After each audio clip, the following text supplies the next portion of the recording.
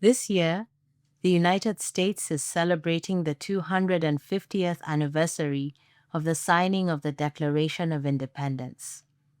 Perhaps the most famous sentence reads, "We hold these truths to be self-evident, that all men are created equal, that they're endowed by their Creator with certain unalienable rights, that among these are life, liberty, and the pursuit of happiness."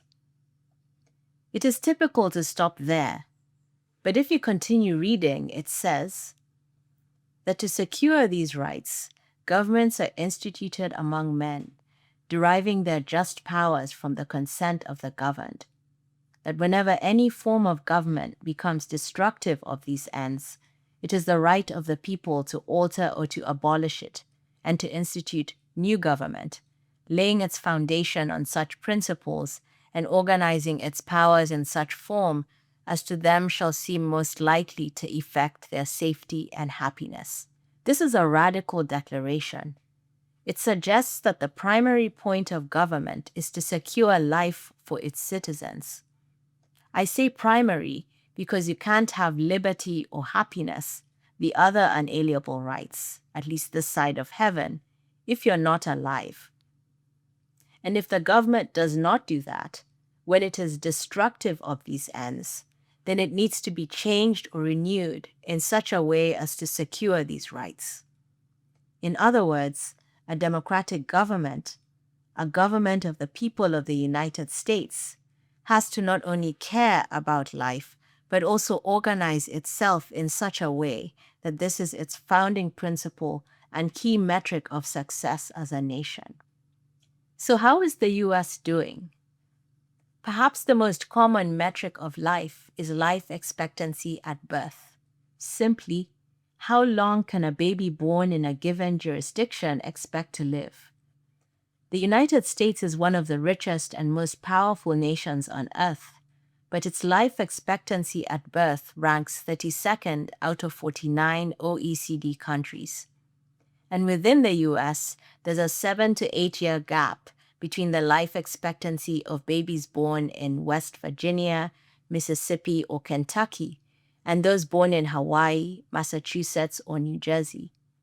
The latter can expect almost a decade more access to life, liberty, and the pursuit of happiness. This is not just a US problem.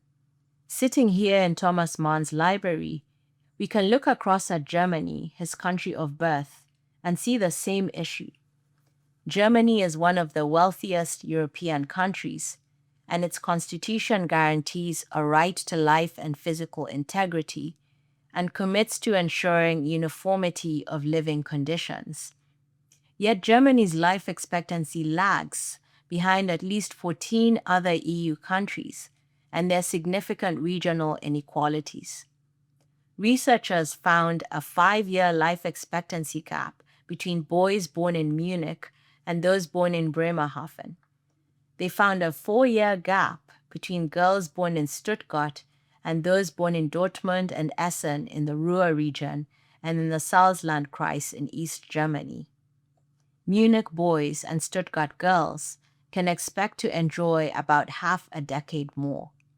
In my recent book, Death by Design, I examine perhaps the most preeminent example of inequality in life expectancy at birth, Washington, D.C., the capital of the United States.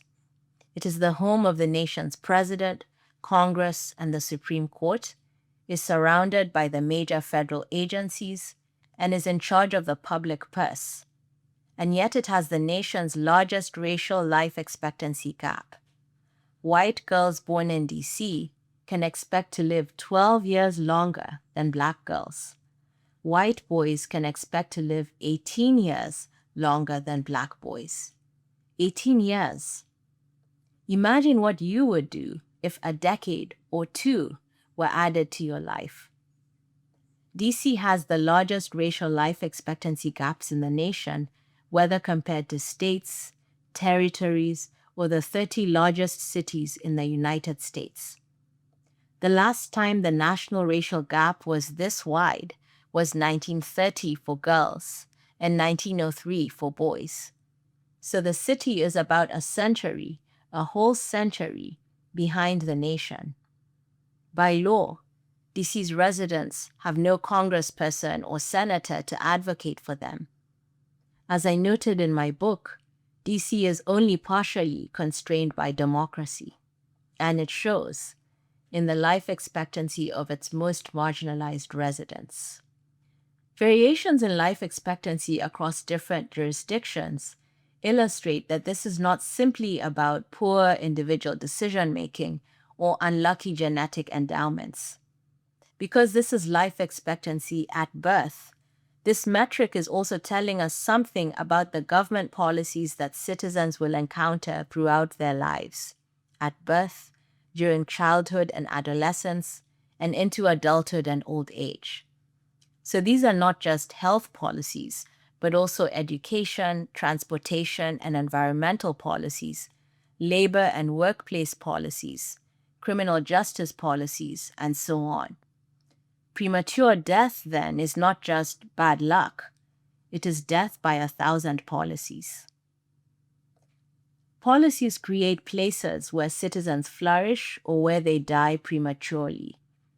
And policies often reflect and reinforce pre-existing social inequalities through what sociologist Charles Tilly called opportunity hoarding. The most advantaged enjoy neighborhoods with clustered privileges gathered through taxation, zoning, and housing laws, regulations, and loopholes, among other strategies. Private institutions often follow these policy cues, setting mortgage lending standards to keep out undesirables, and deciding whether and where to locate liquor and payday lending stores, healthy supermarkets, and hospitals, for example. In this way, advantaged people contain themselves in neighborhoods with the best amenities, the best schools, the cleanest streets, air, and water, regular garbage collection, the quickest response to ambulance calls. These advantages are generationally secured through inheritance laws and physically secured through doormen, gates, bridges, highways, parks, and railway tracks. By contrast, the most marginalized experience clustered ills. They're more likely to be contained in or near what Steve Lerner called sacrifice zones, spaces that may contain toxic waste dumps, be located near high-pollution highways, and have housing sited on environmentally tenuous land. The most affordable housing is there. Residents breathe toxic air, live in food deserts, have poor public transportation, fewer health facilities, and poor schools, reproducing the cycle of disadvantage. And they have less power to push back and have fewer resources and confront housing discrimination when they try to move.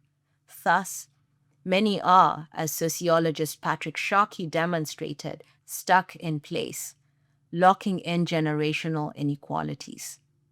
This is death by policy-designed zip code. So the next time you measure the success and vibrancy of a democracy, don't be satisfied by large election votes, huge rallies and protests, impressive leaders' speeches, or exemplary founding documents. Examine its true balance sheet, its life ledger. How long can its citizens expect to live? Which citizens get to die of old age? How many years of life separate residents of the least and most advantaged zip codes? If you're not happy with what you see, act. Hold local and national governments accountable. Here in the United States, let this anniversary provoke us to ensure that our representatives remain true to this country's founding principles, securing life, liberty, and the pursuit of happiness for we the people, and above all, securing life. Thank you.